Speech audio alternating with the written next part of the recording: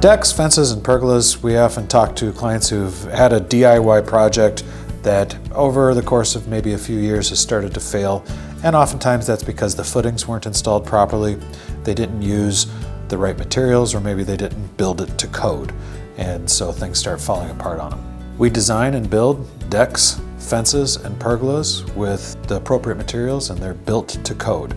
And so each city around the Twin Cities has slightly different building codes, especially for decks and fences. We modify the design based on the city we're in to meet the code.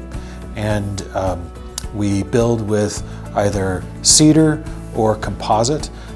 We don't tend to use the more flimsy materials like vinyl in our fences. To stand the test of time in Minnesota, decks and fences need to be on a good foundation. That means proper footings, poured correctly, concrete footings that are going to last for decades when they're made correctly. Our construction, quite simply, is built for longevity. We build also for aesthetic results, but we focus on creating decks, fences, and pergolas that are going to stand the test of time. Clients ask about the lifespan of their deck, fence, or pergola. They ask about permits, and they ask about material choices.